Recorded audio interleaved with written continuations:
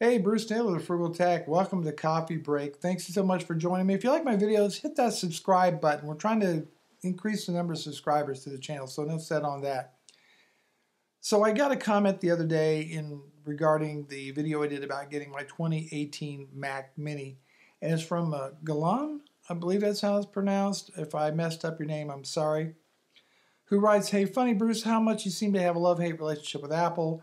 On one hand, you love their tools, that's the hardware and software, but seem to hate their business practices and prices.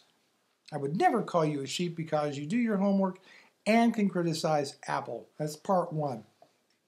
Let me address that.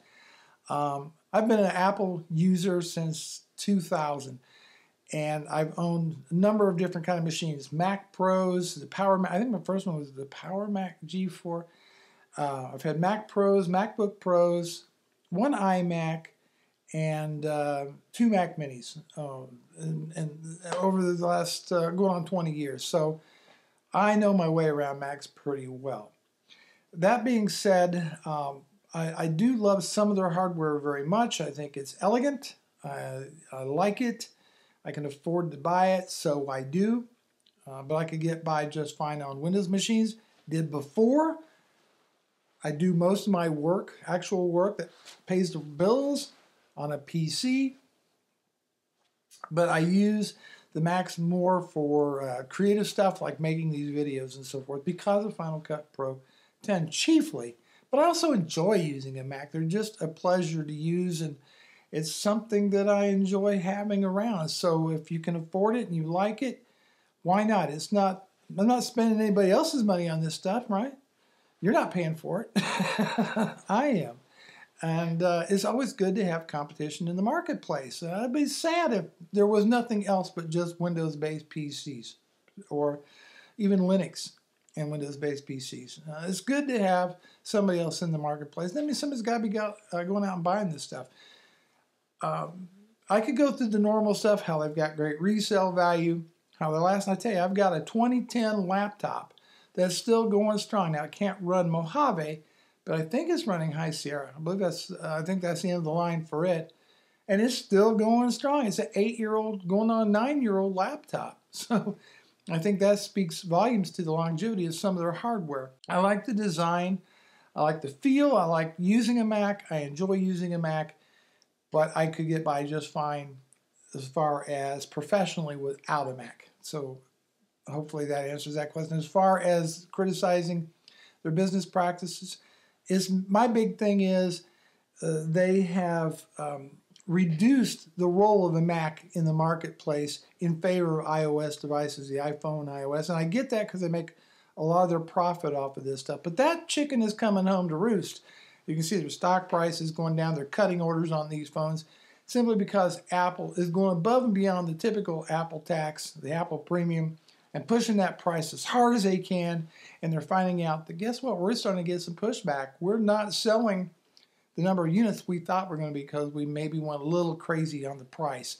Apple's always been in that upper price bracket, and I get that. I understand they've never been a low-end manufacturer, but they've taken it too far, and they think their fecal material does not have any odors, if you know what I mean. And I think they're finding out that's not the case.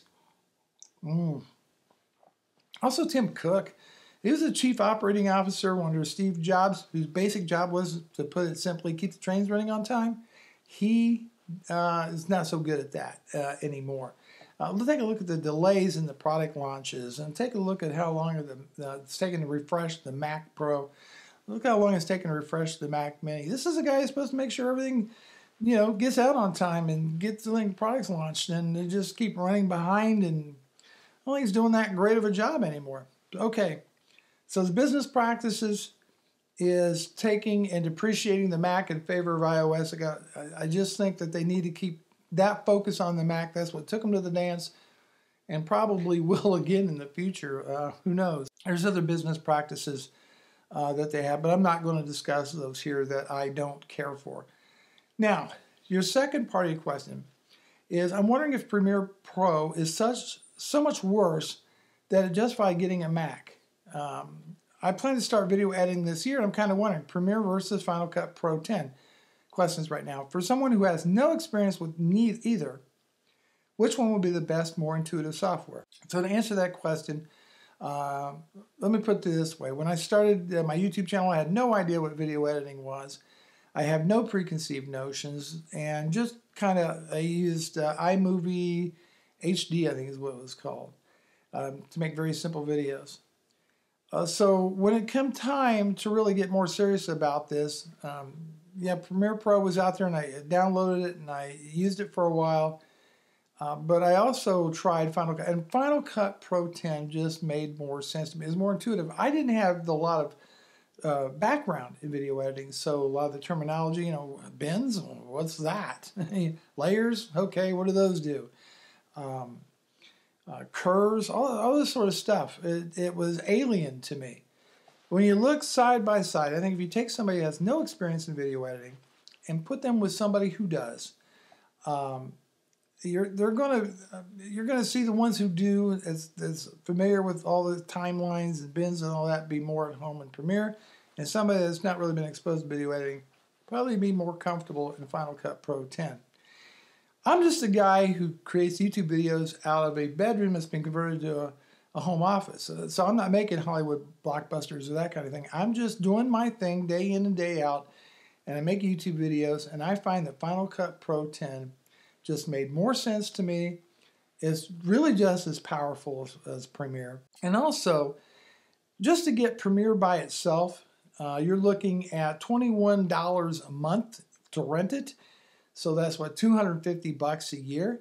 And if you get the entire Creative Cloud suite, that's $52.99 a month, or roughly $636 a year. I've had Final Cut now for at least 4 years, so I spent $300 for it. So I've saved about $700 in rental fees to boot. And for somebody that does what I do, I think it's excellent. A lot of YouTubers use Final Cut Pro. It's been used on a few major motion pictures, but I'll tell you this much. If you're looking to get into commercial video production, maybe work for a shop of some kind, then you want to get that background in Premiere. And you don't need a Mac to do that. In fact, one thing I can never understand is all these people that evaluate the performance of Adobe Premiere Pro on a Mac when they should really probably be using a Windows PC. So hopefully I have addressed that. Is Final Cut Pro better? It's different. It ultimately does the same thing, just in a different way, a way that feels more intuitive to me. And so that's it. That's all I got to say on the subject. So thanks you so much for watching Coffee Break. As always, I look forward to your comments down below. Bruce Naylor, Frugal Tech. Until the next one.